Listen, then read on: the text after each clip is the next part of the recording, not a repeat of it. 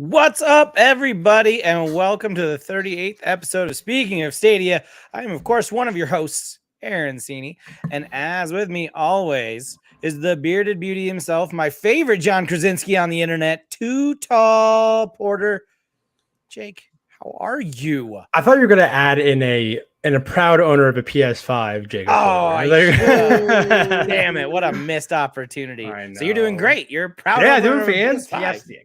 Yeah, if you can't, that's up there, DualSense added to the wall. A beautiful addition. addition. Yeah, finally got a PS5 after 2 years of really not trying to get one, but then getting on that list for PlayStation. Like I registered for it, and it finally came up.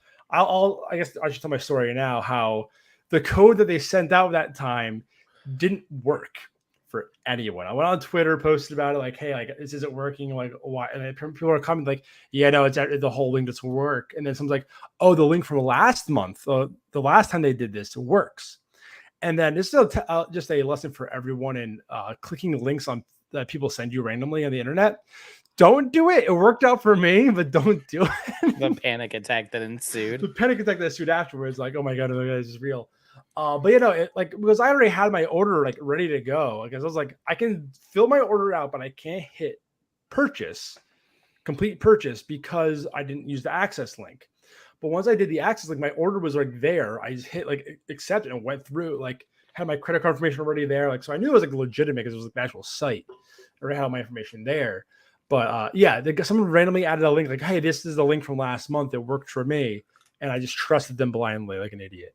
Again, it worked, fortunately. It worked out. So I got a PS5. Power positivity. Yeah, I know. And I sent the link to, after it worked, I sent the link to Aaron and another friend, and they were both, it was sold out within immediately 5 minutes. Yep. So I got in there right at the right time. But yeah, it was a frustrating hour of trying to figure this out, and then it just worked. It was awesome. So I haven't played much of it yet because I got it on Friday, and then I was at a wedding, and then life. But I did play a little bit. Me and my wife played some Astro the other night.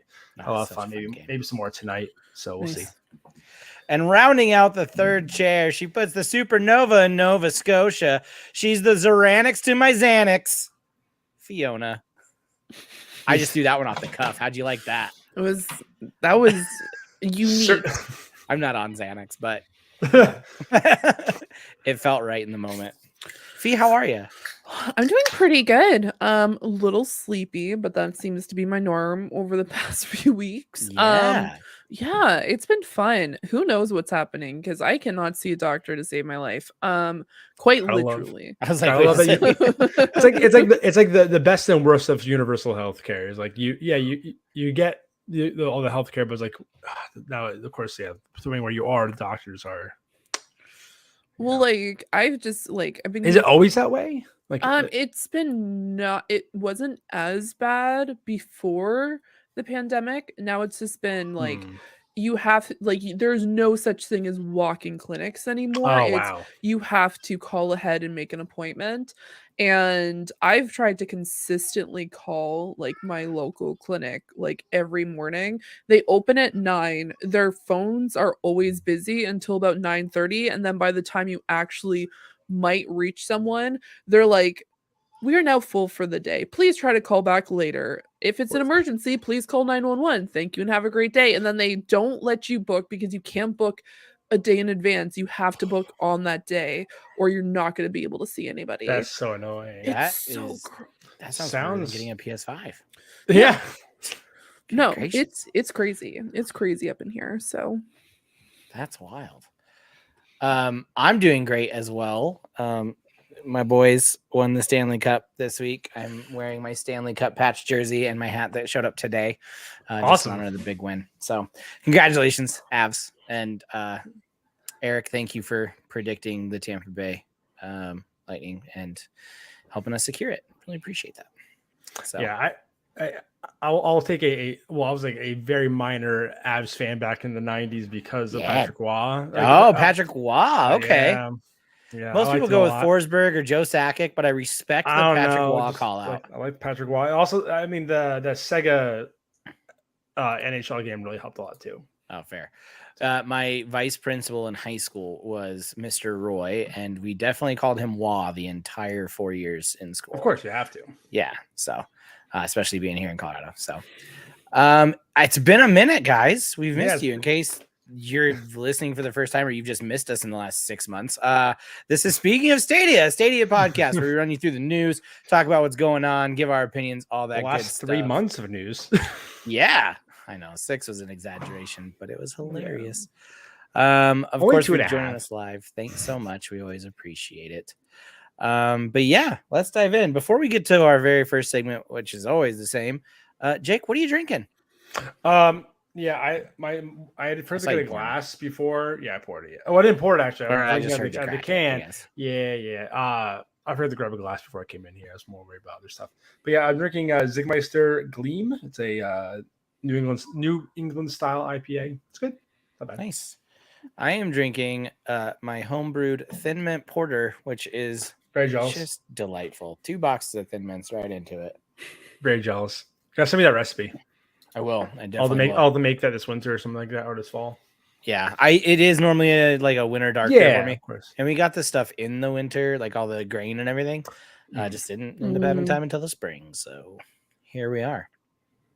But that's what we've been drinking. Let's talk about what have we been playing. Well, wait, Fee. Are you drinking anything today? I thought it was a bubbly. Was it just bubbly? It's just a Ziva. We gotta ask her though. It's Zevia. Gotta ask her. My bad. You never know. It's a Zevia. I did know. I saw the can earlier. Oh, I didn't see it. Sorry. Yeah, sorry. I'm sorry, everybody. I don't have a fun drink today. You'd be falling asleep mid podcast. The one time we did, I think we didn't. You did. We didn't record because I had issues. Correct. So I sat here and got very giggly while we were all hanging out while you were trying to get set up, and I felt really bad because by the end I was just mocking you the entire time. It was pretty hysterical. It's just screenshot. I was just like screenshots, and then you'd be like, "Can you hear me?" And I'm just like, "Sure." Just laughing. Oh my god, it was a lot of laughing. Time. Yeah, if you guys didn't know, we were trying real hard to get these episodes out, and we've between sickness and things coming up, and Jake just having the worst technical issues he's ever had. Yeah, he made it through. Speaking of technical issues, fingers crossed. Our internet was out all day yesterday. We all had to go to the office. My kid had to go to the office with me and hang out for work. And then today it only dropped out for like 10 minutes. So I think we're going to be okay. But yeah, fingers crossed. So that's the game we're playing. But what have you been playing, Fiona? So actually over the past few days, I've started playing hold on to your hats, everybody. I've been playing a battle royale. Shocker. Whoa. I don't usually play battle royales, but this more specifically, it's not Final Fantasy 14 Realm Reborn. So. Unless they came out with the battle royale mode. Oh, no, I'm just joking. No, I've been playing Naraka. It is Jake's face is just like it's just what I've never heard of. It's completely over my head. Educate me. Okay, so Naraka is a battle royale. It's essentially a mix. It has a lot of Eastern elements, and so you get to specifically select out of it. Almost has a MOBA feel to it in a way, because you get to you're essentially your set characters, or your at least your original characters, which are about, I think there's 7 in total that you can select, but then there's another 4 currently that we can get access to if you unlock them. And third person? It is third person. Okay.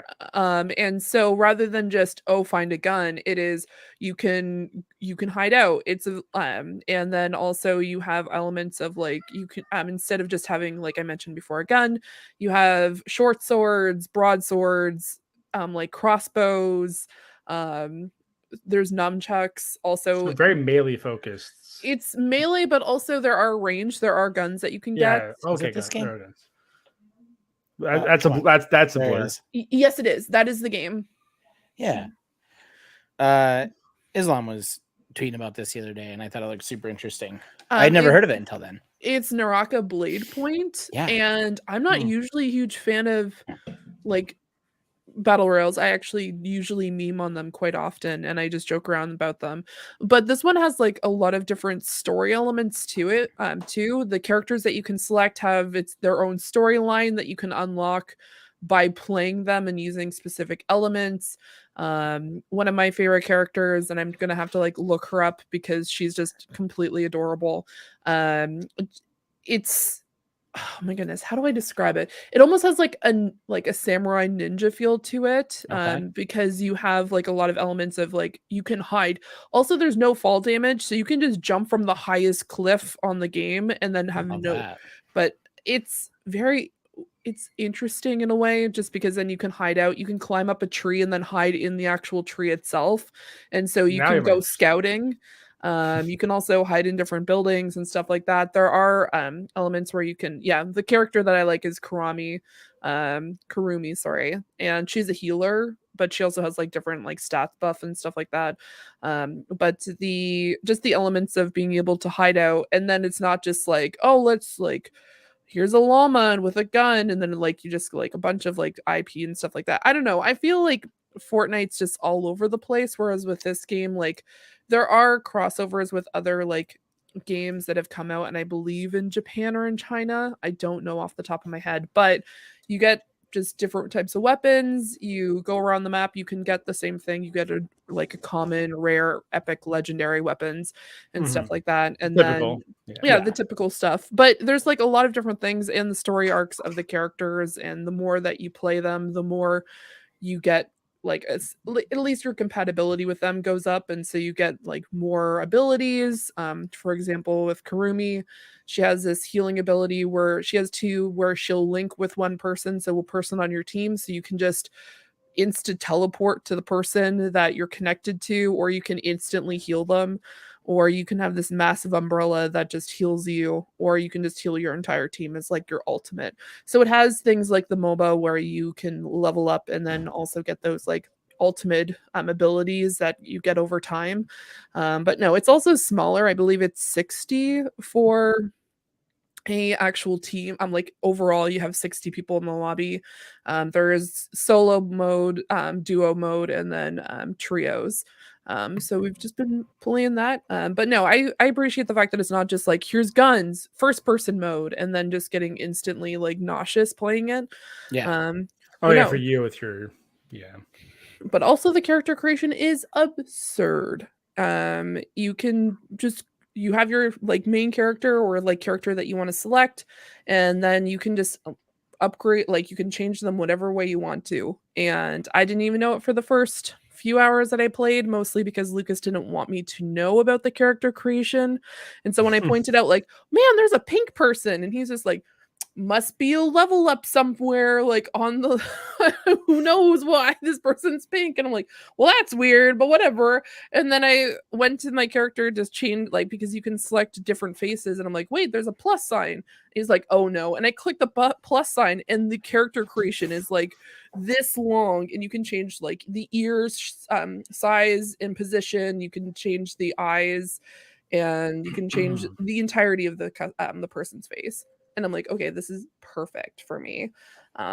So would highly recommend it. It's been one that they've I think they like at least announced that it was coming to the West last year. And then this year they had it at the Xbox show, and it's free to play on Xbox, Game Pass. So I'm trying to get people to play it because right now I currently play with Lucas, which I absolutely adore playing with Lucas, by the way. So if he listens to this and thinks that I'm trying to recruit people to replace him, that's not the case. But also, yes. No. I'm coming for your spot, Lucas. You heard it here first. Well, I'm trying to get people to play. So if anyone wants to play, I'm just. Is it PC only or is it on? It's on all console. platforms? Okay, cool. I'll check it out. Yeah. For real? Dope. Yes, I've never heard of this game, so I'm all. That's where I assumed it was PC. Yeah, exactly. So yeah, as far as I know, because there was crossplay, because I saw Xbox against PC, and then because of what it'll do is it'll show you this person has taken out this other person, and then it'll show a little PC and an Xbox. So yeah, okay, I'm definitely check this out. I'm in. Okay, cool. Let me just see. I'm gonna quickly just check. 1 second. I'm gonna Google this before I start lying to people. But yeah, it's on Xbox One, Xbox Series X, S, PlayStation 5, and Microsoft Windows. Now, most important thing is, does it have cross progression? Ooh. Give it a Google. I'm only gonna play on console anyway, because. Yeah, but that's because as you know my current PC, my current PC status, and I just got a PlayStation 5. I gotta play my PlayStation 5. Okay. Oh, and there's no Stadia on there either, so I can't. There is no Stadia, which I think, honestly, I'm just saying, Stadia. Maybe you need to bring this on to Stadia because it'd be pretty sick. The character creation is absurd. Yeah. Is it yeah, so it is possible for Xbox players to play matches with those on PC. It doesn't seem as though PlayStation has cross playability currently, and they don't have any cross progression right now. Okay. Cool. But yeah. See, and before I get to Jake, that's going to segue me. The reason I asked that question was because while Jake's living 2 years in the past with his PS5, this bad boy got himself a Steam Deck. And he's been playing them PC games lately. Oh my goodness! What a PC gamer now. I know. You are a member of the elite. We shall bow down to exactly. Thank you. So I was all ready for Fee to be like, it's PC only, and I'd be like, I'm still in because I have a Steam Deck. Oh, I'm sorry for ruining that. That's okay. I'm gonna put it on my PS5 for sure. But the Steam Deck, I gotta say, is awesome. I have been playing some Final Fantasy VII Integrate. I thought you were going to say Final Fantasy 14. Feels get really excited. Why would you start playing though and not tell me? Is the well, because thing. I was betrayed early on when somebody said they wanted us to all try Final Fantasy 14 together, and then somebody went off and just jumped into it without us and sunk 1,000 hours into it without blinking. So I just never got. I don't know what you're talking into about. It. I don't know what you're talking about. I definitely don't have 1,200 hours on it.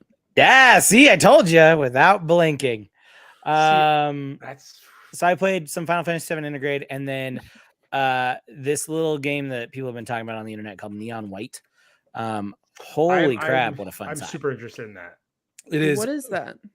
It is a first-person game. It's anime as fuck. It's anime as fuck for sure. And it is you are somebody who serves between heaven and hell, and you need to clear out the demons around heaven. But it's a speedrunning game. What is this called? Neon White. Neon White. And every level, you get new cards, which it is not a card builder. There was a weird dialogue around that. And it's just because they have what they call a discard ability.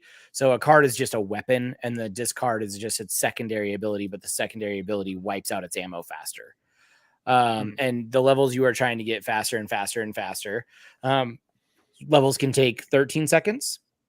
There are some longer minute plus levels that, they're going to take some time. But as you kind of learn the layout, because you have to clear every demon before you can finish the run, you'll learn just shortcuts and tricks. And I don't know if I've never been a speedrun player. And I've certainly never been so addicted to oh no, I want that platinum of this level, which is the fastest time you can get. And running a level over and over and just shaving 1 to 2 seconds off is exhilarating. And it is so fun. I am loving it. The other game, since it's been a couple months, that I got super addicted to is Vampire Survivors, which is a 8-bit roguelike like swarms. It's just swarms of vampires. It just gets bigger and bigger. Yeah, and but bigger it just and bigger. It's automatic attacks and movement, right? Yep. Yeah, it's just left stick. That's all you have to do. And as you pick up your upgrades and your new weapons, they're all Castlevania 1 weapons. So you get the cross and daggers and a whip and all that kind of stuff. Apparently, it's a knockoff of a mobile game, actually. Oh, really? Yeah, apparently, yeah. Oh. But it became became way more popular than the original. Okay. Kind of like Fortnite off of PUBG. Yeah, and the only goal per level to beat the level is to survive 30 minutes. Oh, wow. Yep. And once you survive 30 minutes, then you can go to the next level. And then the final level, you have to survive 31 minutes. And that last minute and it's the same on every single level, but to beat the game, you just have to do it on the last one. It's the Grim Reaper who comes out for the last minute, and he's just ridiculously overpowered and can like one-shot you. But it is like, in terms of just rewarding you like second to second and how quickly you upgrade and how you're getting new weapons and how you're spending it and like what upgrades you're going for, it's ridiculously addicting. We me and Riss, we would just pass it back and forth, and we were like basically competing against each other, who could make it further, who could get the highest level. I think we sank like 30 hours into it over just the course of like a weekend. Like we would just turn on The Office and pass the deck back and forth, and it is stupid fun for how simplistic it is. And yeah, PC people definitely give it a shot. It's ridiculous on the moment to moment gameplay. Other than that, I just watched a lot of hockey, I'll be honest. That pretty much consumed my life once we entered the playoffs. I didn't miss a single game. It was a lot of fun. Took the kid to a game down in Denver. We didn't get to go to a live game, but where the Avs play, they do these huge watch parties where they put the game up on the Jumbotron. They still have like everybody come out on the ice. They have mascots there. They do all the normal traditions as if you're at an actual game. So we had a blast doing that. And I saw for the Tampa Bay Lightning, they did this really cool thing for their watch party for I think it was Tampa Bay Lightning, one of the teams, where they had like these like the camera above projecting like a projector down on the field, showing the location of all the players as it was going. They had the game on the big screen. They had the game on the big screen, and then they had all the players, map of the ice to show where they were. Well, no, they had on the ice. They showed like the players where they were and where the puck was. Like it was really cool. Yeah, there was. I look it up. It's a really cool video. Like that's like the future is here, guys. That's awesome. And then the last thing I have to say that I've been playing is a board game. Just want to enter the conversation. Just gotta get in there. Night Cage. We played that with some friends the other night. It was a lot of fun. Yeah, I've heard good things. Yeah, it's like Binding of Isaac, where like the map is essentially changing because you're drawing cards from like a candle pile. Once the candle's out, you lose. But every turn you have to draw new ones, and then you have to connect your own map of how you can move. Find keys, right? Yep, and it's just constantly changing. Sometimes the card is a monster card, and you have to figure out how to get away from it. But loads of fun, definitely. Fairly simplistic, which I appreciated, and yeah, just a good time all around. Cool. Yeah, I played 2 board games. I'm very tired now because I was done and stayed up till 2 a.m. on Sunday into Monday. And then was like then like when I had to go to bed, I had a big stomach problem. I was having stomach problems and didn't get to bed till like 3:30, and then woke up at like 6, and here I am. It was a very rough day on Monday for work, but that's besides the point. But I was playing a game with a buddy of mine. I played it before with him. It's game Uprising. It's a co-op 4X game where it's really a super punishing game. It's really, really fun, and we lost horribly. Not horribly. I didn't do as good. I got wiped in the first turn, and then it took a lot for me to come back. But it was a really fun time. I'm playing another board game. This game is kind of like similar to what you're talking about, where it's a dungeon adventure game where you have to constantly play these cards or tiles to build up the map, and then you're trying to like take out monsters and doing some different stuff to get upgrades for your character, and then take on the Stair Guardian to go to the next floor. There's 3 floors, so I did the one floor, but yeah, it was fun. Video game wise, of course, I got a PS5, so I started downloading a lot of stuff, setting up this weekend on Saturday once I got back from the wedding I went to, and I played a little bit of Miles Morales. Got like probably I got through the opening sequence of that, like where like Pete leaves and like I'm going to be gone for a while. Yeah. You play 60 frames? Yeah, I'm doing well. Am I doing 60 frames? I'm doing the performance art. Yeah, I think I'm doing 60 frames ray tracing. Okay, that's a good mode. Yeah, That 60 frames is unreal on that PS5. Yeah, It which I'm makes pretty Spider-Man sure. so smooth. I think it's variable. Yeah, they did like a mixed yeah. mode. Yeah, I think that's the one because the one Nice. was Fidelity. It was all RTX. I wanted so I wanted the in between. I'll maybe play around with it, see if I see any difference. But enjoying that so far. Then I played Astro with my wife the one night because she Love grew that up game. playing that game. She was loving it. She had a good time. So we'll probably go back and play more of that. It's a Me and the kiddo platinumed that one when we got the PS5. I thought probably I'm going back and adorable. platinum it. It's such a fun game. Like she doesn't get all like the little like the Easter eggs that are all over the place. Like the game is everywhere. It's just a huge love letter to PlayStation. Yeah, so which is really cool. It's just a fun little like thing. And she the platforming's fun. Like we did the whole the one that has the monkey where you have the swing and stuff like that. Like that whole world. Yeah. She had a lot of fun with that one. So really? That was fun. Nice. It also shows off the DualSense like none other. Oh yeah, like just like the walking and feeling the haptics of different stuff you're going through or stepping on is so wild to me. It's a good showcase for what you really why that controller is really cool. I have played some Stadia in the last time since we started, since we last recorded.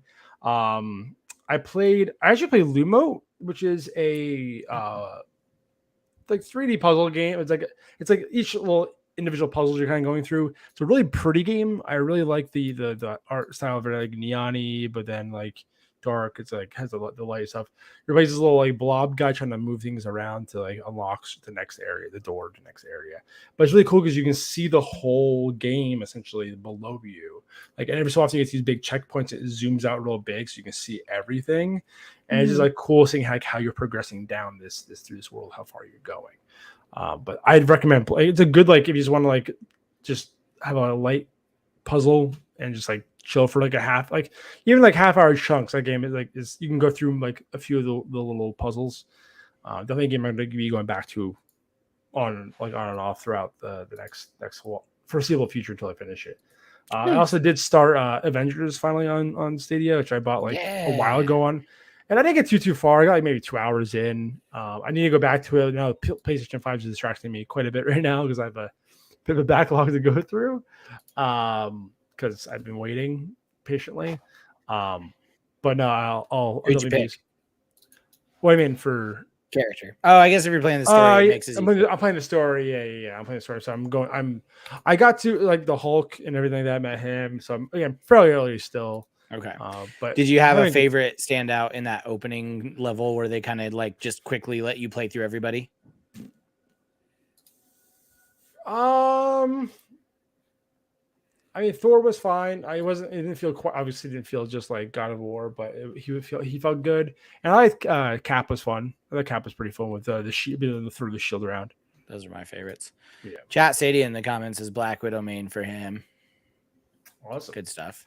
Do like Black Widow. Thor became my main. I don't know. And you're right. It's not quite as punchy as God of War, but like God, just throwing the hammer and bringing it back. And if you don't bring it back, like just pinning an enemy down and just beating the crap out of him is super fun. Yeah, I think that again that opening sequence didn't get enough time to really play with him too much, but no, I'm enjoying the game. The story's honestly fine. Like I don't get, and I get like it's just, I don't get it because like one of my friends I was telling when I started playing is like, it's like I that game just wasn't. I feel like I got like just wasn't very good. I'm like, why I saw like the story was fine. Like story looks pretty fine. Everyone says the story's fine. Yeah, but like, for $60, I'm not getting my money's worth. I'm like, I don't want games to be like that long. Like personally, like me, like I'm fine with the game being 10 hours of tight story or like 15 hours of tight story. That's kind of why I never picked up Last of Us 2 or yet. I'm gonna get to it. Well, now I have to. And with the upgrades on PS5. And yeah, exactly. You got to play back through Last of Us 1 now. Part 1 in September. I got to be able to feel all of his hairs on my face. Yeah. It's going to be a perfect experience playing 1 and then 2. I just like love that little image, right? But no, it's but no, like the game goes like apparently it's like 25-ish hours, like give or take, plus or minus a little bit. I'm like, that's a lot. Like that's just for a game that's like about like a really tight story, like at least the first game was. Like imagining being in the game that long just feels odd to me. It'll like, make sense when you play it. I'm sure it will, but just like Mhm. I like a nice tight like 15. Like I remember even like what was it? Uncharted 4 went on for like 20 hours almost, like 18 hours. I'm like, this game like should have been done like 3 hours ago. I love that game. It's a fantastic game, but I feel like it was like 3 hours of like fluff in the middle of that game. Right? 15 hours would have been like perfect. But still like a 9+ out of 10, but it just could have been a full 10 out of 10 for me if it really stuck, was a little tighter. And So I don't know. those are the kids, But yeah. but you digress. Yes, I digress. Let's get on to the Stadia news. It's only been half hour into the show when we haven't gone. No big deal. Those are the games we've It's been been a playing long here. time The since we games, talked to you. I know it's exciting for us. Those are the games we've been playing. Let's talk about the games that have come out and are coming out to Stadia Pro. We got pro games for days. I'll run through the last 2 months quickly. In May, we had Lumos the Master Moat Chronicles, which is a fun little platformer. That was really fun. I really enjoyed it. Sure. Outriders became free, which is the 1 to 3 co-op RPG that came out last April. Which just got DLC. Yeah, like a whole new lightning in a bottle. That game, loved it when it dropped, and then I was over it. Yeah. Like real quick. I spent maybe 2 weekends with it, just super obsessed, and I was like, yeah, I'm good. And then I never pronounced this name correct. Kaze and the Wild Masks. And then no, it's Kaze. I always say Kaze. Okay, I got that's not bad. I always call it Kaze. I'm like, oh, it's Kaze. No, it's Kaze because that's like the Japanese pronunciation, but spelled, they didn't put the accent above the E, which would have made it make sense. Throws it off. All right, fair. And then, of course, everybody's favorite in May, Paw Patrol, the movie, Adventure City Calls. My daughter, when she gets like 2 more years older, she's all over that. Absolutely. She likes Paw Patrol. Glad you claimed it now. Yeah, I know.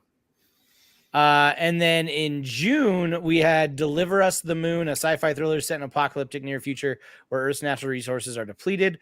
A lone astronaut is sent to the moon on a critical mission to save humanity from extinction. And then Lake, Death Run TV, and Through the Darkest Times. Through the Darkest Times, lead an underground resistance group in 1933's Berlin. Your goal is to deal with small blows to Hitler's Third Reich regime, dropping leaflets to spread awareness, painting messages on walls, sabotaging and gathering information, and recruiting more followers. Cool. And all of that while staying undercover. If the regime's forces learn about your group, the life of each member is in grave danger. Interesting. So of those games, I was Fiona, you played Lake, right? That you talked about. I sure did. Previously, we talked about that. Okay. So I know Fia, I enjoyed that game pretty well. And then a buddy of mine played through my friend Kenny, who I've talked about before. He's one that drunkenly called me. Yeah, that's story. Hey. Yeah, that guy. He actually played through all of Delivers to the Moon and said it was fantastic. So that's his recommendation. So, but yeah, and I think there's one other game I played on there, but I can't remember. And then they had 3 other games: Golf with Your Friends, Tohu, and Ben 10 Power Trip. Golf with Friends is a fantastic game. Highly recommend it. If you go to look up Desert Giant Gaming, you can see me and my friends play a bunch. We played a bunch of that on Steam, and back a few years ago. It's an older game that's ported over. I think it had a big early access window, and then finally went like maybe 2 years ago, full version. But it's a fun like physicsy mini golf game that you can play around with. Just dumb fun. Love that. Yeah. And then pulled up here. Then in July, what we have coming, we have Rogue Book, Five Nights at Freddy's, Security Breach, Worms WMD, Those Who Remain, Centipede Recharged, and of course, we all can't wait for Fast and Furious Spy Racers. Rise of the Shifter. Rise of the Shifter. I wanted to try to work in the letters, and it just seems like it won't. Yeah, it's just painful to think about. Shifter.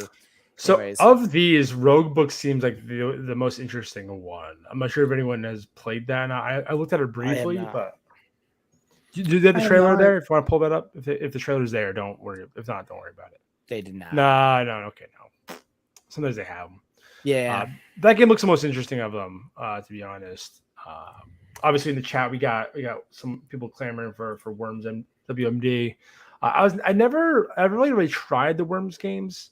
I'm interested in them. I mean, now I have an opportunity to try them. But I know actually it's funny because the people that make Worms make Golf with Friends, and they actually have a Worms level in it, which Worms apparently plays a lot with like wind direction and stuff like that. So like there's a whole like thing with that. You get a jetpack, and it's a pretty cool level actually. Okay. Okay.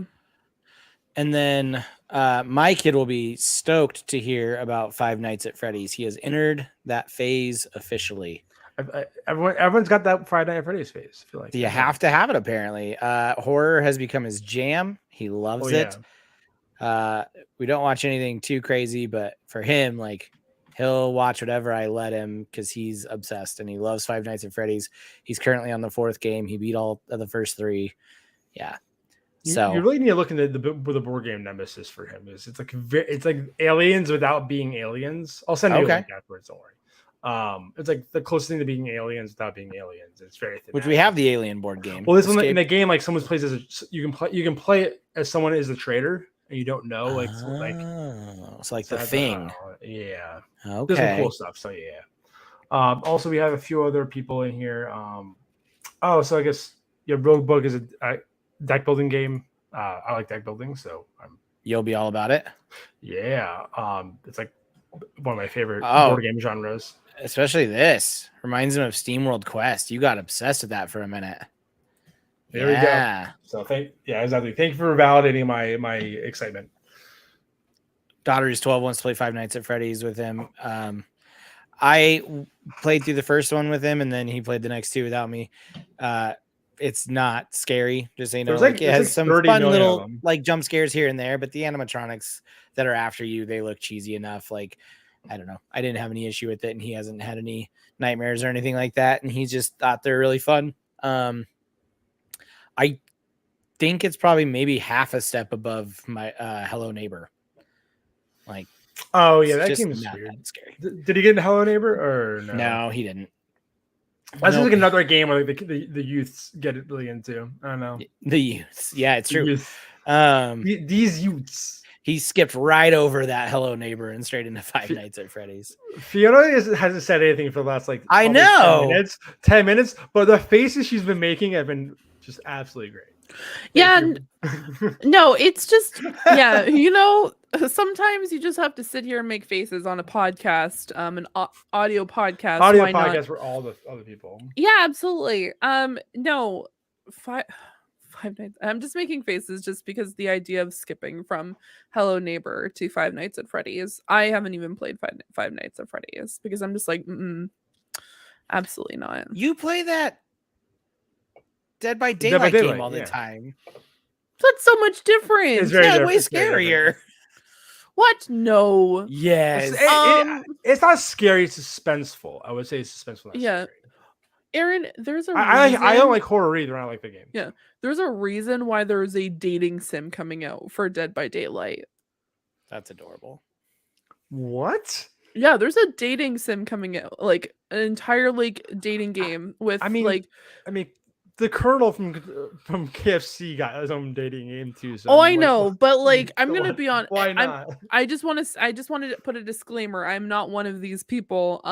There's a lot of people think that's a very horny game, and Dead by Daylight the main game, or the Dead by Daylight the main game. That people are concerning. It is. They're just like, take me away, Jason, and Mike. No, not Jason. Michael, and I'm like, have you guys seen Halloween? I'm just gonna throw this out there. All of Five Nights at Freddy's is 12+. The SARB rating. It's not. It's just not that bad. Terrifying. It's clearly not nearly as horny as yeah, definitely not as horny. Also, the first Five Nights at Freddy's is actually terrifying. Have you ever played it, Aaron? Yeah, I sat with the kid. It was fine. There was maybe a couple jump scares. What? No, there's more than just. Fiona having flashbacks right now. No, because I used to, like back in 2012 when people were like, it was the big thing to like stream this. Like I watched a few streamers and that was like I didn't want to play it because the idea of like these animatronic creatures like scaring the living shit out of myself. No. Mm-mm. Now, same with horror movies for both of you. Oh, horror movies. Yeah, I mean, I'll do thrillers at the most. not Like I horror like movies. I like 7. Like that's like the like Okay. level. I'm Did not- y'all watch that And trailer for like, that movie? Saw, Smile. No. That's See- sorry, Saw 1 and 2 I'll watch too. After that's just a gore Oh, fest yeah, and stuff. that's The fine. I first like two are like hor- more thrillers. I like horror films. Like You do? Yeah, no, absolutely. There's a difference between watching a horror movie and playing a horror video game because you're putting yourself into that. Passive participation and active Yeah. participation. Yeah, I'm the opposite. I would much rather play a horror game where I feel like I have somewhat control over the situation versus watching a horror movie where I can't help these people. And the Smile trailer is so goddamn scary. I almost couldn't sleep that night, and it was just the trailer. Is that the that's not the whatchamacallit you got from No, that's Keegan Nope. Michael. Okay. Yeah. I was on track. I knew where you headed. Jordan Peele. Yeah, nope. Scorpio, yeah. And the new trailer for that one like almost ruins the movie for me because I was like, oh, this isn't. Oh, that one. Yeah, I can't. They showed me way too much. I can't just say Jordan Peele. I have to say both their names together. Key and Peele. Yeah. It was, Anyways, y'all watch that Smile trailer. I watched it. It's not even like scary. It's just like Listen, I will not sit here and say the person that can't play Five Nights at Freddy's says the Smile trailer is not scary. it's just like it's It's a robot unnerving. bunny It's unnerving. Mhm. It's a robot bunny. in Fuck Five Nights at you. Freddy's. No, I know it's a freaking bunny. That's still no, absolutely not. I tried to play Amnesia. I cried and couldn't get past the first 4. Now, did I, you watch like, just the teaser for Smile where she just goes in and he's smiling and it's just like, didn't smile? No. Have you watched the new trailer Yes. with all the neck bit? Oh, you crazy. You and this one. I'll fly her to Canada and you guys can go see it. She wants me to go and hell no. Okay. Sounds good. Audio Why not? listeners, comment So- from Larissa Converse. I can't wait for Smile. Oh yeah, just some girl. Aaron. Yeah, Just it's some fine. girl. No whatever. biggie. Mm. What's it called? I guess bringing this back to. I was gonna bring it back to video games. I'm losing it. Guilt, Never mind. because this is a good comment. I couldn't play through Guilt. Creep me out. I did get through Guilt, but there are a couple levels that are It is good. freaking It is good a little bit. creepy. I got through most of Guilt. I never finished it. I kind of wish I had. I kind of know the ending. I talked to my coworker who played it, but See, like, just a random side note, and so video game related. There is like, as some people might know, I love the Ace Attorney series, but God too forbid that scary. game. It's creepy. I'm just There's kidding. like, I didn't know. Is it actually creepy? well, there's some like, there's specific. I was gonna say it's very horny. It seems like it'd be very horny. Well, I don't know why. sure, yes, but then at the same time, it's What's just like with it's these very horror games? I'm so unnerving. horny. It's just like it's incredibly unnerving. And there's this one particular point, and if for people who are familiar with the franchise, there is essentially a mascot for the police, which is called Badgie.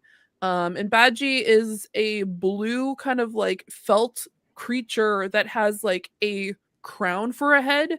And the song for it is like do do do do do do do do do do do. But they have this particular scene, and it's Miles Edgeworth, which is the prosecutor, has his own game series, and you're in this horror house, like one of those like it's like pitch black, and there's like the mirrors and like spooky, and all you hear is just like, and then you just hear like setting. yeah, you just hear like do do do do do do do do do do do, and then you see this like badge character like in the corner like this because you think it's empty, and then all of a sudden he's at like the lights flash on and he's up, and then the lights go dead again, and then it flashes again, and the character is like right in front of you and smashes you across the head, and then you're just like, nope. Absolutely not. Maybe I just don't like mascots, guys. Maybe I'm learning something about myself today. Maybe mascots just creep me out. Have you seen the lovely mascot from the Philadelphia Flyers, Gritty? No. Ugh, it's You terrifying. should go look at Gritty. Gritty is Or Murph, the new Nerf mascot. Oh like my Nerf god, guns. that is very very disturbing. Is it just Gritty is GRITD? Yes, Gritty. What? Yes. Specifically, look up gifs of him. They're better. Worst games that are for horror is the ones in VR. we went to Sundance Film Festival a couple years ago, and they had a VR bar where you could try all these different VR ones. And there's one where you're just in this manor, like old library, and there's an old woman in a painting, and then the lights go out, and then she's gone, and you hear like scurrying behind you. Nope. Big old no. Horror in VR, not for this guy. Absolutely not. For all you audio listeners, you guys are missing out on a whole different like level of I'm sorry. Like, with Fiona, wait, did Gritty scare you more than the Smile trailer? Because I have questions. Yes, that's creepy. Okay, you cannot tell me that if you had to like you're in a dark hallway and you saw either Gritty or a person smiling like that, I'd be like, "Fuck you, Gritty," and then it's being like, "Oh, mascots are inherently frightening, but Gritty is a saint." I'm terrified of mascots. This is wild have you to seen me. Ronald McDonald? Ronald McDonald is frightening as hell. I don't like Ronald McDonald. Exactly, as I'm saying, mascots are frightening. Greg Miller is a proof of that with Ronald McDonald. I'm learning so much right now about myself. This is the podcast I found out I am apparently terrified of mascots. Oh my goodness. Okay, back to video games. Oh, this is great. It's good to be back with you guys. So that's what's been coming out. The new games that could be coming or should be coming out soon. I'll roll through the list. Mostly already out. Okay, I'll roll through the list, and if we want to pick out anything that we'd like to talk about, let's do it. We have Elemental Wars 2, Overcooked All You Can Eat, but no crossplay. Boo. House of the Dead, Five Nights at Freddy's Death Run, a bunch of outright games. It was all article to tell them. Far Cry Primal, finally. I'll pull up the article. City Skylines with Pro, Mighty Switch Force, Those Who Remain, which we already talked about, From Space, Zorro, and then there's a bunch of Atari Recharge games. I will run through the list of outright games real quick. I just pulled that up. So I have it open. So we have DreamWorks Dragons, Legends of the Nine Realms, Paw Patrol, Grand Prix, Lol Dolls, Surprise, something with that. Hold on. It's a lot of for a second. It's a lot of little stuff. Do you not say Grand Prix? Wait, I say Grand Prix, but yeah, Grand Prix. I guess. Sorry, I don't know. I was just reading up that my noggin. Star Trek, Prodigy, Supernova, My Little Pony, which I believe is out now as well. That one's come out now. And I believe, of course, the freaking thing isn't the title of it. It's a superhero game, DC Justice League. Oh, that's next year. Okay, so that'd be only next year.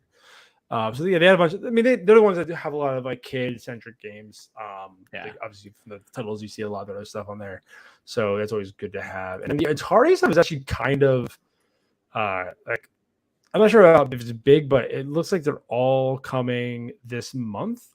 These games came out like I think a year ago on other consoles, and now they're getting all 5 of them. So it's Atari Recharge, their whole pack of begin Centipede Recharge, Black Widow Recharge, Asteroids Recharge, and Breakout Recharge. And I think we're missing one. Cumbria, Cabernia. I've never even heard of that game, but I want to talk about this game that I didn't know about. Who is asking for a Zorro game? It looks like I think it's also from Outright. Honestly, that seems like their style of game. What's the actual title? Yeah. When was the last time Zorro was relevant? Antonio Banderas movies? No, my guess based on this art style, they maybe have a show like probably a show you never heard of. Like kind of like I didn't know Spirit was really a show until my daughter started watching it. It has that same kind of art style as Spirit almost. So my guess is Zorro have a show coming back. I mean, don't get me wrong. Otherwise, I love Zorro as a kid. Yeah, does Zorro? I'm gonna play this. I'm gonna play this. Even from what I'm finding out online, the last time they had an animated series was 1997. Yeah, I'm thinking like maybe they're launched. Nope, apparently not. It's just some animated Zorro game. Because who doesn't need more Zorro in their life? Who doesn't need more Zorro in their life? And not even like Zorro's like the wow. This is some game. Look at I'm that gonna play stealth this. combat. It looks a lot like oh god, Sid Meier's Pirates. It has that type of look to it. Oh yeah. Look at Weird. Zorro doing all sorts of fancy stuff. What was that? He didn't even hit the guy. No, you can't actually hit people in a kid's game. Okay, cool. Well, yeah, Yeah. he's flail in front of them. But Yeah, it's He confetti. took him down with the power of flair. I mean, maybe they have a show coming out. Who knows? I don't know. Well, anywho, that's what we got. Oh, yeah, coming out. I'm playing it. I'm doing it. I'll report back on what I thought about Zorro the Chronicles. Does it do Antonio Banderas justice? I will find out. If they don't have him voice acting, I don't want it. Oh, probably not. Can't pay that What money. is he doing? Can't Come get on. that money. What is Antonio Banderas doing right now? Last time I saw him in a movie, Probably it was smoking the a cigar. SpongeBob movie. You tell me you can't get him in Zorro? I mean, they have him in Puss in Boots. Oh, you're right. All He the is. time. He is. Yeah, Yeah. it's possible. I guess. Yeah, he hasn't done. Oh, Well- he did Uncharted. I lie. I did. Oh yeah, he was also just in that movie. I was going to say he's not been in anything recently. Oh shit, he was. I have in not seen the Uncharted. movie yet. So. Neither have I. It exists. I heard it. It's an Uncharted movie. Yep. If you wanted to watch a young Indiana Jones movie, just see that. Starring Mark Wahlberg and Oh, he was also in the Hitman's Wife. also a movie I've seen. Hitman's Wife's Bodyguard. Yeah, the That- sequel that- to Hitman's Bodyguard. Hitman's Bodyguard is the one with Ryan Reynolds, right? Or And- no? Yeah. Samuel Jackson. Also, yeah. he was in another movie that just recently came out. So you know what? Antonio Banderas he's is just- doing stuff. He's living his best the, life. the Antonio Banderas stonks are just rising up Yeah. right now. Yeah. Oh, he's in the new Indiana Jones movie, guys. Speaking of freaking- $10 says he's Oh. the bad guy. That's $10 is he was originally a good guy and then he turns and becomes the bad guy. Oh, $10 says he's Indiana Jones's kid. Just kidding. Man, Uh, A stretch? Shia Third LaBeouf? cousin, twice What? removed. Oh God, I forgot Crystal Skull's a movie. Yeah, I blanked that out most of the time. I just saw a picture Well- of Shia LaBeouf today, so that kind of sparked it up. Yeah, so the rumor has it Antonio Banderas is doing great and is still also going to be the voice in this Zorro game that's already out. Speaking of rumors, let's do the rumor mill roundup. I just wanted to segue. Here are some rumors coming out of games that could be coming. Skull and Bones rated for Google Stadia in Brazil. Mhm. This is as of June 16th, 2022. Fee, do you care about Skull and Bones? Did you ever? Absolutely. It's Do you remember what Skull obviously- and Bones is? Sounds like something pirates related. It's Assassin's Creed you know- 4, but you remove all the Assassin's Creed. It's just the ship battles. Okay, well Yeah. that's kind of fun. You know what? I would probably prefer, and I know I just mentioned this, Sid Meier's Pirates, because that game is insanely good, and if you haven't played it yet, would highly recommend it because that game is timeless and hilarious, and also fantastic. I don't know. I honestly, not gonna lie, everybody. I haven't played a full Assassin's Creed game before. Like Yeah. you never played one in general, or you never played one all the way through. 'Cause So, I've okay, played if like you- 7 different Final Fantasy games and never finished a single one. So, Okay. So let me see. So when I originally way back, I had the Blue Yeti, and when I got the actual microphone, it came with, oh god, what was the name of the Assassin's Creed game? It wasn't Odyssey. It was the one that came before that one. Origin? Mm-hmm. Yes, where you're in Origins. Egypt. Yes. So I tried to play that because I'm like, why not? I have this free game that I got with my microphone.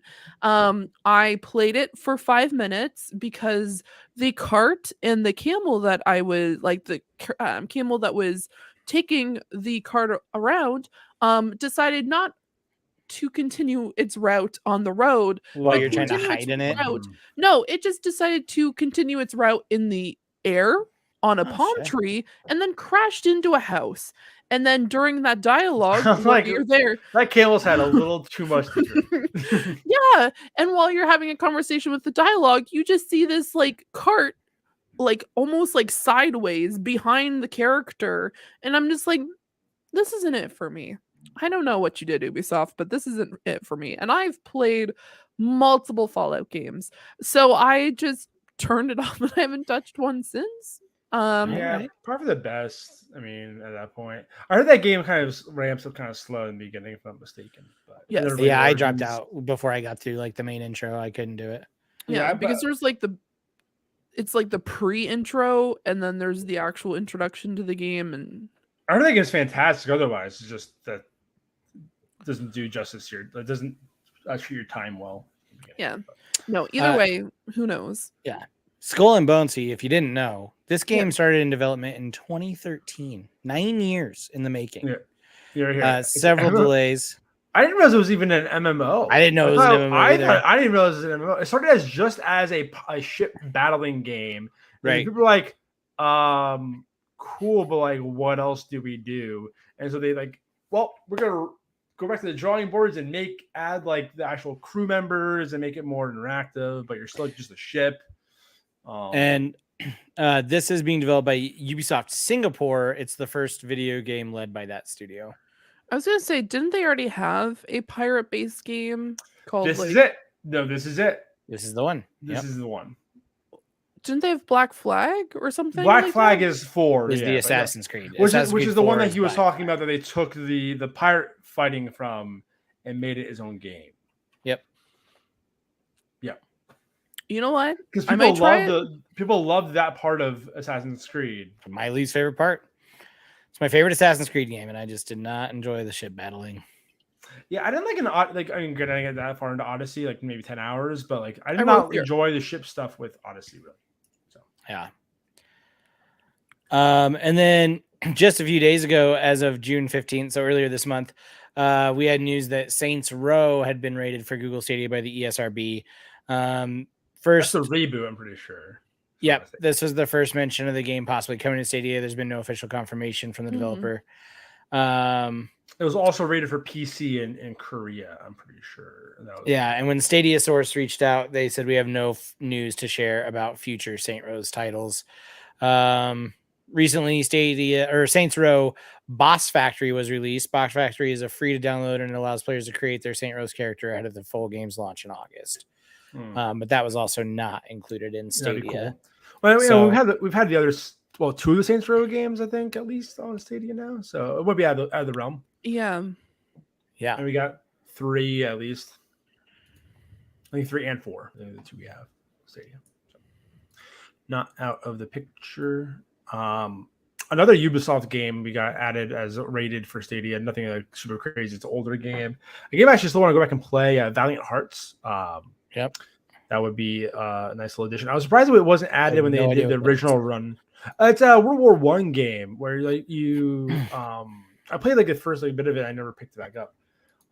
But World War I game, kind of like point and clickish, I would say, on those realms, but really heartwarming story. At one point, you play as a dog, and it's really cute. And you're like a medic dog that going around trying to find bodies and whatnot. And it's actually it's super adorable.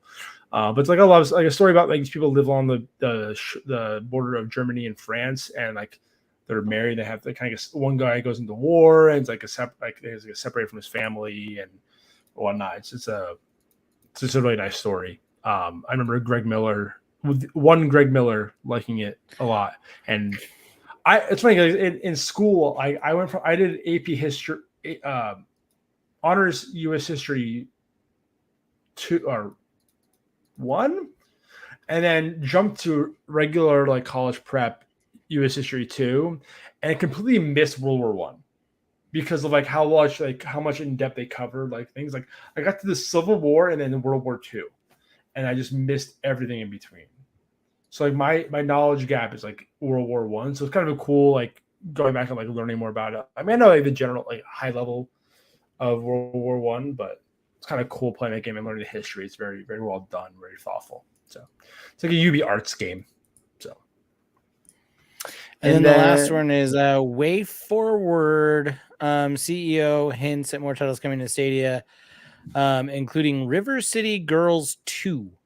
Which would be cool. That's a game a lot of people really That's enjoy, the River City Girls games. Yeah, I like the first one. I haven't I've played a number of hours of it. I haven't completed it, but it's really good.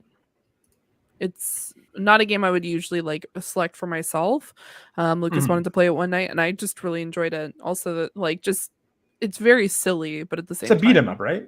Yep, it sure is. Okay, I'm into that. Yeah. Also, the music's really good. Yeah, River City Ransom was like the original series, and then the River City Girls as a spinoff. So. Yep. Oh, that was something else. I know we were way past what you've been playing, but me and the kid did roll through the majority of TMNT and talk about a great beat 'em up. I want to try to convince my wife to play if I can. Last Friday we did 80s night, and so we ordered Pizza Hut personal pan pizzas, played Shredder's Revenge, and then watched the original Teenage Mutant Ninja Turtles movie. And I made him go up and get the pizza and pay the guy in cash and say, "Keep the change." See, what you should have done was also have him walk up with one of those pieces of paper with sticker charts on it, and have stickers roll. If I could have pulled that one off, I definitely would have. But I thought it was cool enough to make him pay for the pizza in cash, like I always had to do as a kid. I had to go answer the door, give him the cash, and be like, "You can keep the change." Yeah. Fun fact: he froze, and Riss had to say, "Keep the change." Oh. He forgot his line. He wasn't scared. He's just like, "Here." Yeah. Anyways, just wanted to mention that because it was very funny because my local Pizza Hut had the original arcade cabinet in the Pizza Hut. So, oh heck yeah! Oh, yeah. It's very funny. And so that's when I used to play that game like all the time because we used to go there a fair amount when I was younger. And they had that, and then I think they were rotating the X-Men one too. But oh, nice! And that and like Cruising awesome. USA. Nice. Loved Cruising USA. We should have put this one back when we got onto our rant about horror. We also have good news that the Resident Evil Village, I didn't make a banner, sorry. Resident Evil Village DLC and Reverse release dates revealed for Stadia. This is as of June 14th. Today's Capcom showcase revealed a lot more information pertaining to the future of Resident Evil Village and the long-awaited Reverse. If you haven't yet watched the showcase yet, you can do so before getting any spoilers in this article by looking at here. Shadows of Rose chapter is one of the DLCs. A new expansion has been announced for Resident Evil Village called the Winters expansion that will see a new chapter called Shadows of Rose come to the game, as well as new mercenaries missions dubbed Additional Orders and a new third-person mode, which I actually think is pretty cool. Just because those games are wildly third-person to me, so I would probably rather play through it's only seven was the first one who really went first person. Yep, and then 8 followed it. And then they have the Mercenaries Additional Orders and third person mode, as I already mentioned. And then Resident Evil Reverse. We also got more news about the upcoming 6v6 PvP multiplayer game that was meant to be launching along with Village. This will be launching at the same time as Winter's expansion, and we'll see various RE staple characters go head-to-head in a full-on death match. Cool. What's more, anyone who purchased a copy of Village will automatically gain access to Reverse when it is released. And that is coming to PS5, PS4, Xbox Series XS, Xbox One, Steam, and our one and only Stadia. Woo! October 28th, 2022. One of the few little tidbits we actually got at Key 3, as the kids were calling it. At what? Key 3. Oh, yeah. Key 3. I did see that. Those are a great shirt by GameSpot. Genius. Yeah, I listened to a lot of Giant Bomb, their podcast, and the new Giant Bomb. Yeah, it's weird not having him on. Mr. I mean, I like that. Yeah, I still am I'm curious to what really happened. I'm not sure if he's come out and said. I probably can't, but I mean, I like the cast enough as it is. But yeah, it's different now for sure. Not having like he is Giant Bomb, like it's just kind of right. But yeah, anyway. He literally is. Yeah. But still a good cast. Tam, Lucy Tam James, like Jeff Grubb. Jeff Grubb. The more I'm listening to Jeff Grubb, the more I like Jeff Grubb. I was like Bacalar and Jan. They've always been really fun. So I'm sad that he left Colorado just because it was nice having feeling like we had one games journalist in my state. That was neat. Now he's gone. Yeah. He moved to R.I.P. Jeff Grubb.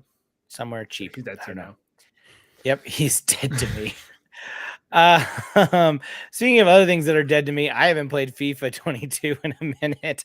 But it got crossplay. Yeah. Don't confirmation.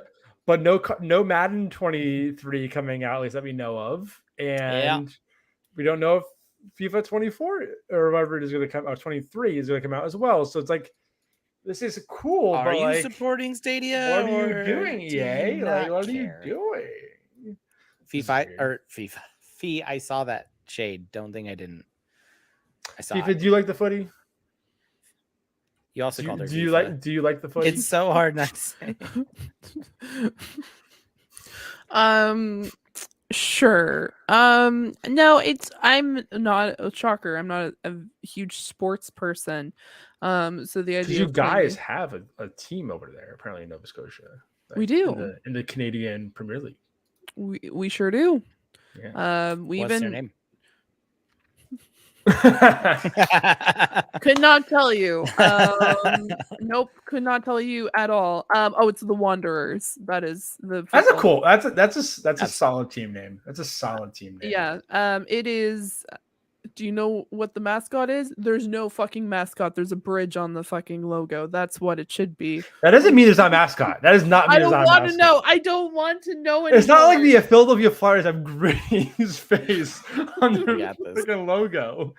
If they have, honestly, not gonna lie, their logo kind of looks like the BMW. Oh, that's lame. No, okay, so that's weird. Or is it the Premier League? It might just be, honestly, it might be just their like sponsor. Let's be real. It's just like it has a W on. To explain for the listeners, they have a blue jersey that has. That is not the. I knew what you were doing. No. Is this your hero? I hate this. I hate this so much. Fiona, if you were going to your car in a parking garage and this guy just turned the corner. Okay, here's the thing. Let's do a quick throwback. 2016. It is just around the corner, and by it I mean the movie It. I was fully prepared. If someone came up to me dressed up as a clown, I was going to kill them. And I would plead with self-defense because fuck clowns. And now this is right up there with if I saw this randomly. He just wants a hug, Fee. I would not want to give him a hug. The only mascot that I would even consider giving a hug is the Duolingo owl that you can see a lot of hilarious TikToks about on TikTok. Okay. But, oh my god. Absolutely not. That is a big old no. Why? I don't trust them. I don't trust it. No. He just wants to be your friend. Like, why not just make it an actual person? Why even have... why have a mascot of a person? It's not even like the he's just a wanderer. Who is it? Is it the He's Braves? not! Is it the Braves or the Indian? Whoever has like the big hot dog people, the hot dog presidents. You know what I'm talking about in the baseball. You ever see those ones like these like very tall like. These like caricatures of like presidents that they have like they run like they do like a race during the game. Everyone, like at least go like caricature of it. Like don't go like legit like person. It's a weird, creepy person. Yeah, it's just like why it has like human legs. Don't too. look like every single dad leaving soccer practice. Exactly. That's just a choice. It's a choice for that much. It is a choice. Oh, moving on after that. I'll be sending Fee a copy of FIFA so she can play as her wonderful Wanderers and check out the mascot on the sidelines. They don't have a mascot. No, that was the mascot right there. It was a joke. That's not actually the mascot. What do you mean it's not actually the mascot? That wasn't the mascot? There cannot. No. okay, again, the I googled Philadelphia Wanderers Flyers. mascot. The Philadelphia Flyers don't have Gritty as their like on their logo. Like Gritty's is not on their jersey, like chilling there. Like, Son of a gun, looking they over do here. have a freaking. Oh no, they do have just a like the mascot. Red like, Sox don't have the a green Avs- monster. Right, like the Avs, our logo is just an A, but our mascot's a Saint Bernard. Yeah, which is like a more that's probably the limit of acceptable mascot for fee. It would be a Saint Bernard. I'm sending this in our group chat. This is what. Can't wait for that. Yeah, just continue with this while I'm dying. Moving slowly. on. Google Stadia could be about to add support for NVIDIA's GPUs. Is this what we're going to call Stadia 2 essentially? I titled it that way as a clickbait article. Nice, I love that. This is 4 days ago. It is a very much well-known fact that Google Stadia, an immersive stream for games, is currently powered and by custom AMD GPUs. However, this could be about to change, as G2 Google has reported that a recent code change has hinted that support for NVIDIA's GPUs could about to be added. The code change states as follows: and support to the Kokoro job script to generate a disk that contains the UMD/KMD NVIDIA modules and corresponding support files required for instances that use a NVIDIA GPU. That's as close as we've ever gotten to probably actual confirmation, right? Yeah, I wonder. Well, no, we've had like devs come out and say like Gen 2 is like they have access to it apparently, but nothing ever came of it over the last 2 years. So we knew about within the first year that they had access to the next gen. Where I think this might be interesting is I think it may come together with like possibly like I know they have some sort of like Windows emulation. During the dev thing they did back in like March, I want to say. They talked about like fast ports of Stadia and like emulation on Stadia. And I'm wondering if that has anything to do with making that process easier. So like the porting process would be easier, so they don't need to again, I don't know how the whole porting config works, bringing things over, but I wonder if it's like it just makes that porting process faster because they don't need to config to a custom GPU. They can config to something they've already configured to on Steam or like PC, which is something we were critical of early on, right? Like, don't make your games harder to bring to this platform, or we'll see a lot of devs just not put in the time and money to do it. So that would be nice if it is a solution to be able to port stuff over quicker. Yeah. Fee? Yeah, I'm interested to see what happens. Just because I'm trying to be optimistic, I guess. Sure. Just because of like words are completely disappearing on me. No, just overall, just the. Why am I losing my ability to speak currently? You just saw your team mascot. I did see, and you're having just like flashbacks. Exactly. An existential crisis. Yeah, exactly. Just existential, just sheer confusion and like shock. Yeah, no, I'm interested to see where it goes with that. I'm hoping that they add something, just because as of late, and I know we sound like essentially like a consistently broken record, just the amount of kind of like lack of things currently happening. Yes, there are games coming to Stadia, but having that added option would definitely help in the like overall, Yeah. No, yeah. I agree. Words are hard, everybody. Did I miss this game? Sorry, I'm looking at the chat and Rabbids Party of Legends. I just looked up. It's coming to Stadia. I did not even notice that was coming. I didn't know. Well, thank you, Rouse. You're the guy who pulls our news articles. They can be more on top of than I am. Sorry for you to cut you off. It was like no. You go right ahead. But yeah, and he also talks about like being low change porting, like kind of what I was saying with the stuff. Yeah, it's the whole like lack of ports obviously has been the biggest issue. It's funny, actually, I had a buddy of mine who lives in up in Boston. He actually works for like a consulting dev, if you will. Like, yeah, he works a lot. He can't tell me who's actually working with because he's all NDA'd.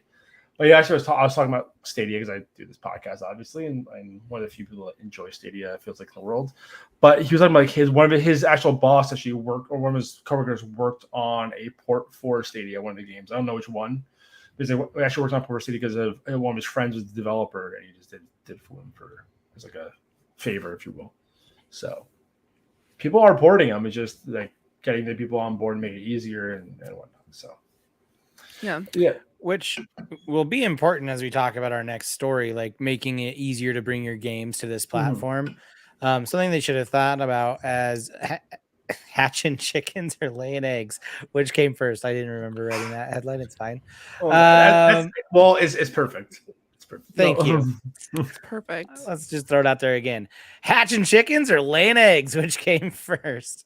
This is at the end of last month when Google announced that it was launching or winding down its efforts to make first-party and second-party titles through Stadia Games and Entertainment. One of the details that came out was that Google would be bringing Stadia's streaming tech to other companies. This was obviously first put to use by AT&T last year when it offered that full version of Batman Arkham Knight, and more recently for a company expanded to include Control. Which is I guess we can tie that into our Control is out, and then also there's another one for Resident Evil. Capcom is now doing Resident Evil Village. Yep, you can do a demo, which we kind of we can talk about that now in this whole breath. But they've dubbed this immersive stream for games, which many thought of as the white label, which we've talked about many times on this show. We've always considered like, oh, Stadia's just going to start white labeling out to other countries or to other companies. However, according to an interview in Forbes, Dov Zimmerig, Google's head of product for Immersive Stream and Stadia, says that Stadia was simply the first platform to use Immersive Stream for games. Google put it to us another way, that Stadia is a result of Immersive Stream games and not the other way around. Implication being that Google was always intending on the core streaming components of Immersive Stream becoming available to other companies. By comparison, though, when Stadia was first announced in 2019, Google put all of its hype and emphasis on Stadia as the product in and of itself, not as a byproduct because of Google Cloud. Jake, I'll start with you, man. How do you take this news that, according to this anyways, in this quote, they always planned on putting this on a bunch of different platforms? Stadia was just kind of that initial testing ground to show that proof of concept. It seems to me that it's more of they're trying to rewrite their own history to me, as opposed to like kind of saving the what face they have for flopping with Stadia. And again, we're big fans of Stadia. I think we all enjoy our time through this 2 years with Stadia, maybe plus years, using the platform. But we understand where it could have done better when it launched. And like one of the few things we'll be talking about later is trials. I from the beginning I was saying they need to get demos on Stadia right away. And now we're seeing it again with these immersive stream things and just the number of trials that they're adding, which we can transition to as well after this. But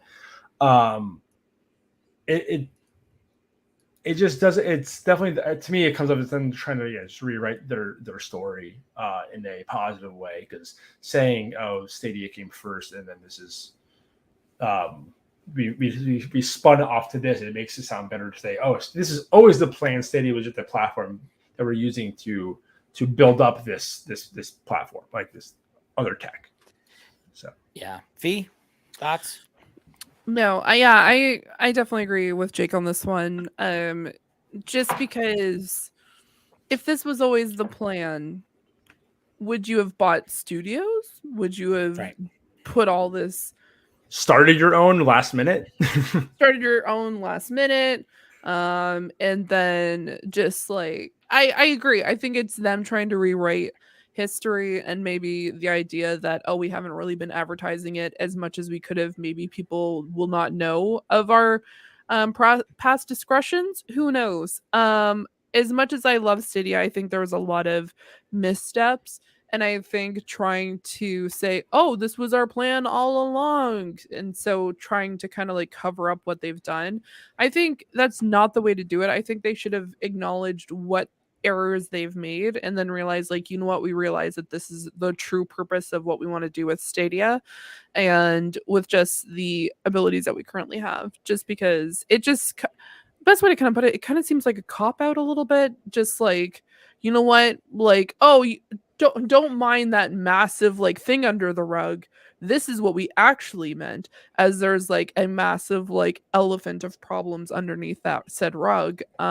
It's just there's a lot of things that they could have done differently, and that was I I don't know. That makes me a little like it made me upset reading that, just because I'm like, you guys know what you've done over the past 2 years, and a lot of people have been affected by it. And I don't think that this was definitely the play. So that was a little bit of a down moment for me when I looked it over and realized that they're trying to do something like that. Mind you, maybe who knows, maybe it was I don't think the person who wrote the article may have misinterpreted. Maybe the Stadia might come out later and it's just like, no, actually, we meant to do what we originally thought, and this, trying to then going back in. But I think at the same time, they should have thought of that before they said that out loud, because now everyone's looking at it like, Oh yeah, great. No, I and one of the future, I guess I'll jump ahead. We can cover a lot in this one that we have in the doc. Our favorite thing to meme on this podcast is no longer a thing anymore. They've really discontinued the Premier Edition, which is very sad for us because you cannot. Yeah, we talked about how everybody gets a Premier. Everyone edition. gets a Premier Edition because they're getting rid of those, and it's just like, yeah, I mean it obviously makes sense that they're getting rid of it because they have the new tech and whatnot, but like they made that what it like is for a reason, and they're now getting rid of that, and it kind of like there's less Stadia specific brand. Like it's like you get a Stadia controller and the thing bundled together, but in a store you're not gonna be able to see that bundle together. It's like that they don't have a combined box for Stadia anymore, where you can get the Chromecast, go to a store and see, oh, Stadia, this is a Stadia box that comes with the controller and cool, the thing. I can just grab all of it. You know, you can. Yeah, it has to be two separate things you're buying when you get a discount. It's like, well, that's just confusing. Well, why don't I just get this Chromecast instead? It's like, so it's less of a product now, even more so than when it was when it launched 2.5 years ago, which is just kind of upsetting to like the fact that they're again just kind of moving away from Stadia as a branding thing. Right. Well, I think even just not last weekend, but the weekend before kind of was a hint that they're walking in a direction that's the opposite of Stadia, because there was only one game that was announced during all of those conferences that they were going to be on Stadia, and I'm like, okay, this is even less than the Game Awards. You guys had all weekend and you only announced one thing. Yeah, Game Awards still frustrates me. It's like they literally made a like YouTube ad for like the click play trials and didn't put it like literally like 2 weeks before. Yeah, exactly. 2 weeks before Game Awards, they're like, oh, they're gonna have this splash at least once during that show. No. Like, it just shows how little it's Google. They have Google money. Like, you have Google money. You can pay for a 1 minute ad, not even, on the Game Awards for a Google really money, cool thing Google that you were support. doing. And it's just, And that's what it comes down to, man. Google money, but no Google support. And now we're moving towards trials, I guess. Which is like crazy how many they've been adding over the last month. Yeah.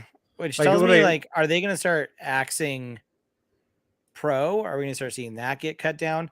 They've added 35 more trials to Pro. Some of them are pretty wild too. Like, that's why I think did you open the store? Yeah, that's all I want. Yeah, I'm glad you opened that one. Yep. And these range from anywhere from 30 minutes up to 2 hours.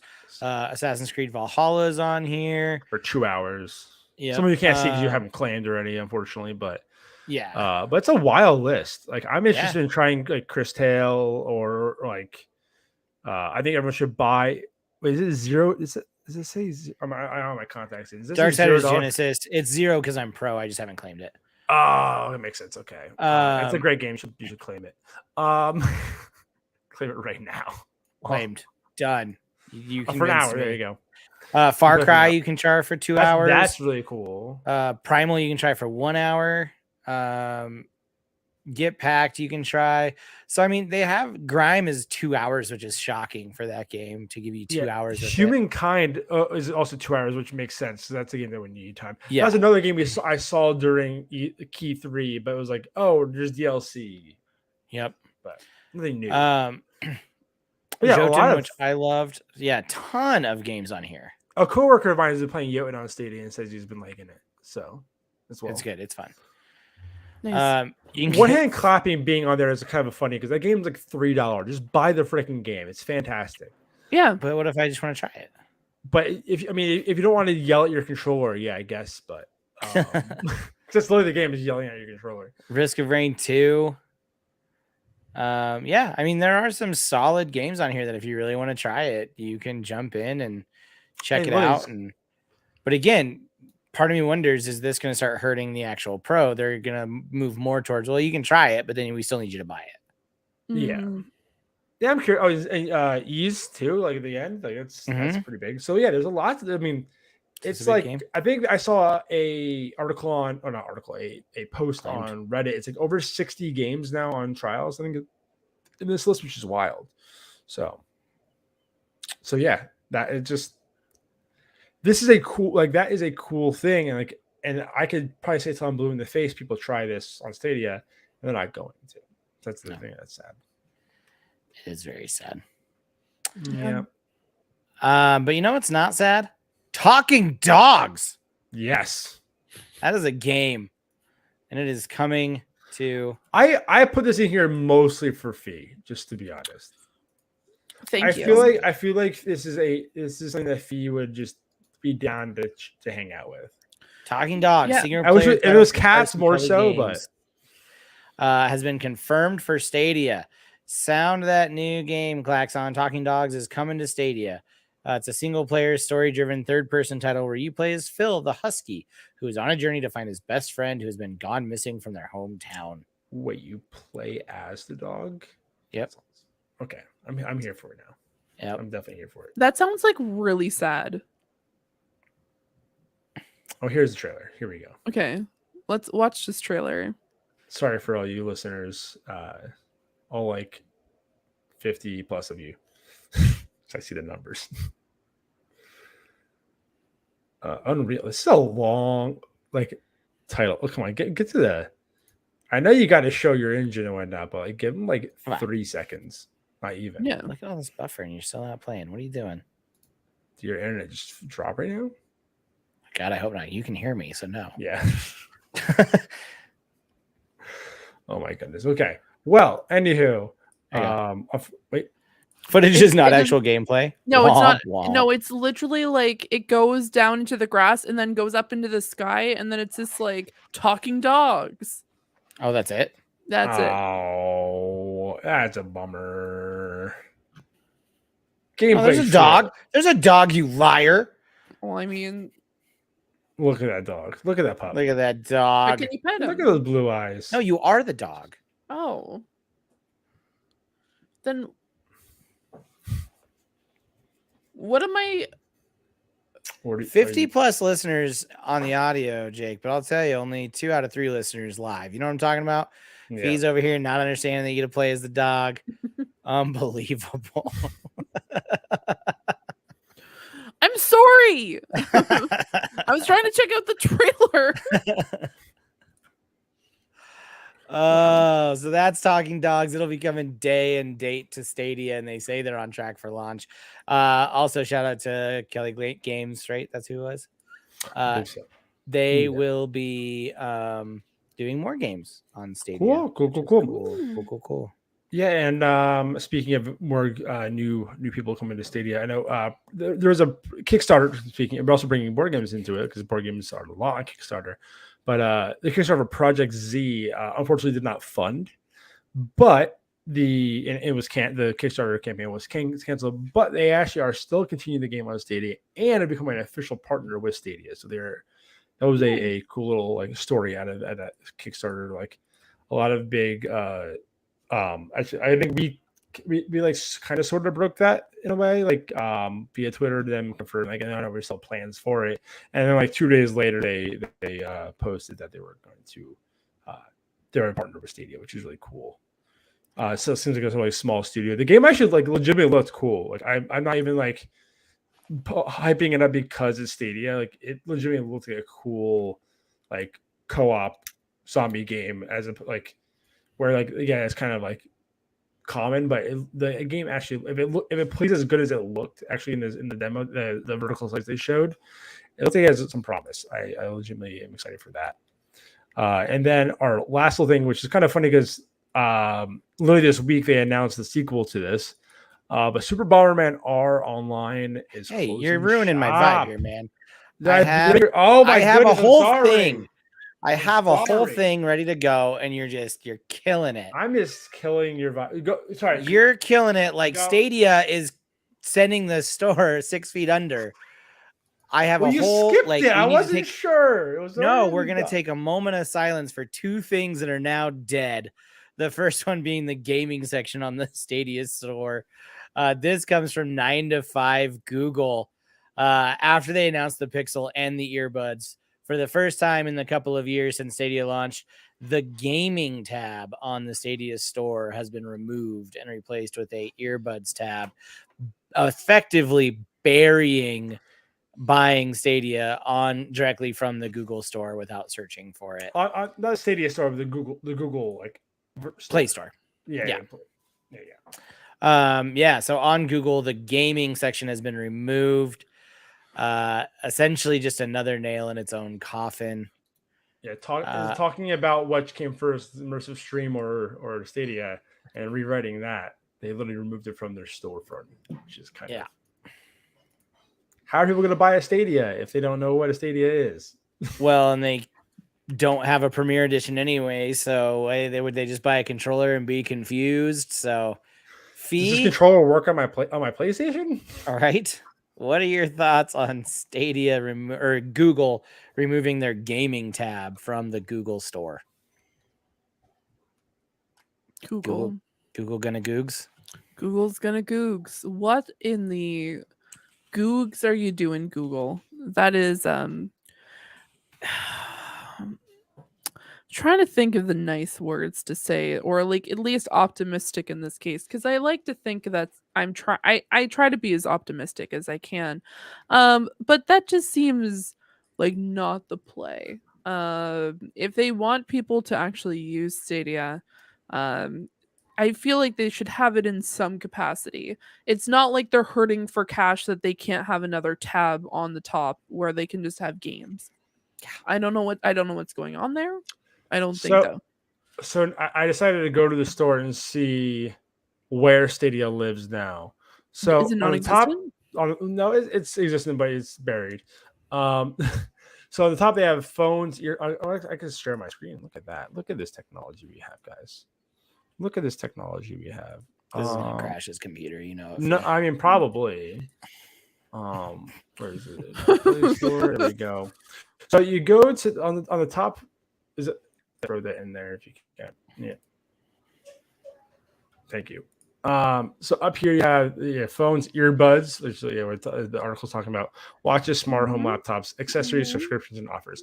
I went to accessories because I'm like, let's see where is buried in accessories because. Okay. Let's be honest. As I hit it again, it takes a year and a half to load. Oh my goodness. My computer dead. It died. It died. Okay.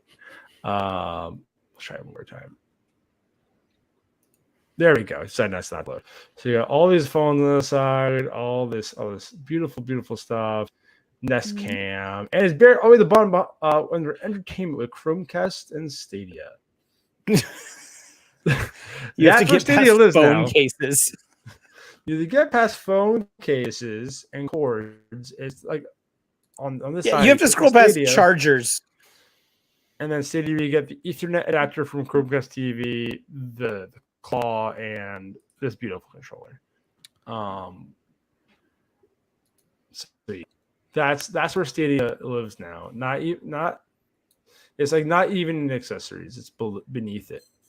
It's beneath accessories. So that's RIP gaming on store.google.com. And speaking of RIP, now that I get my actual segue Super Bomberman R IP.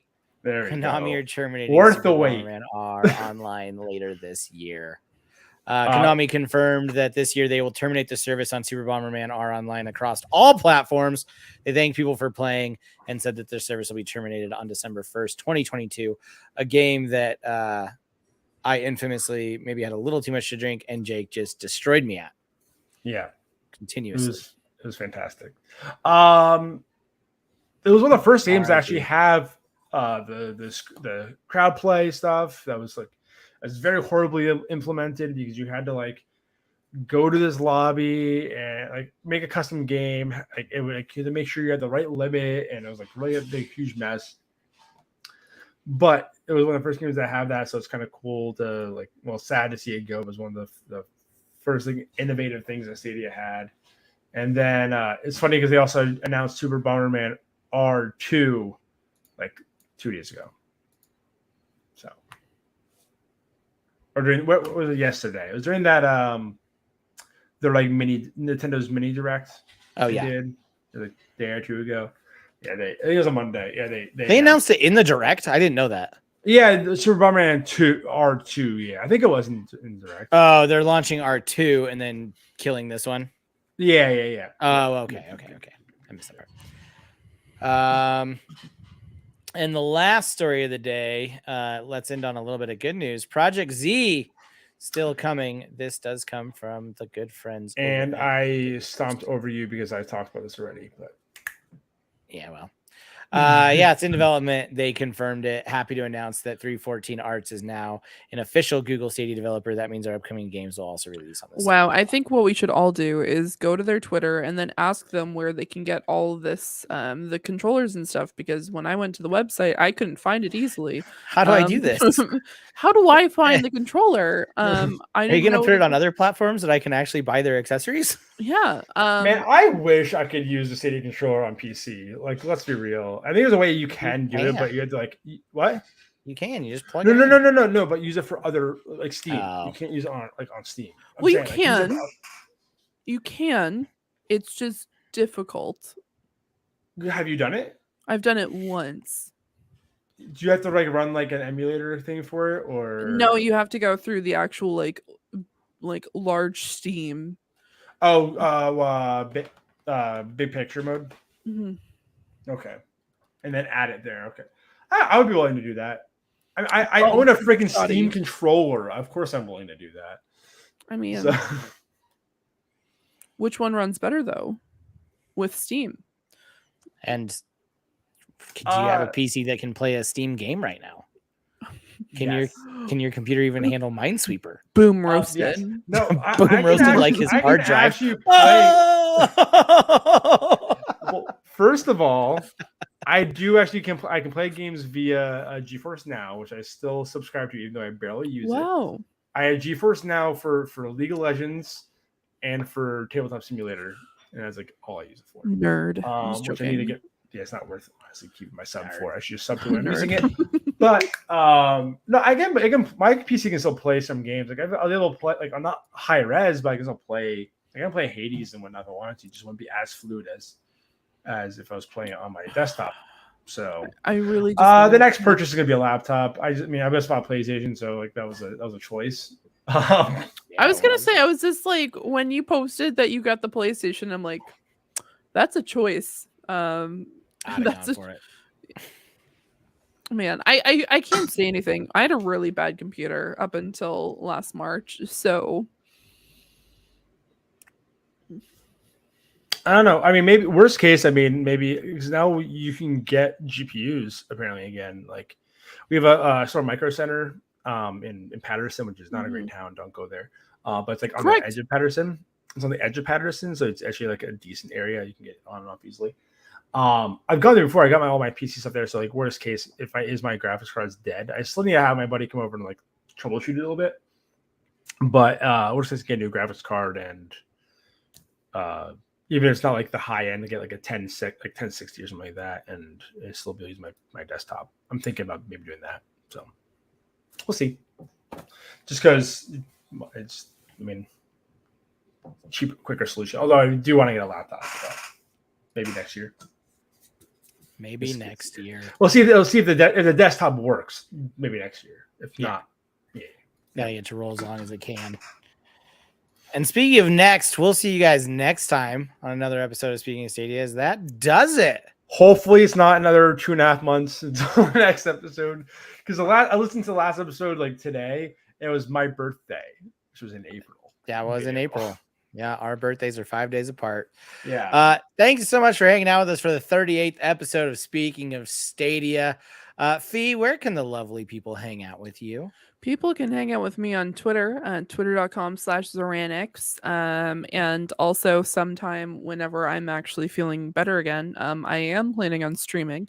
So definitely check me out over on twitch.tv/Zoranix.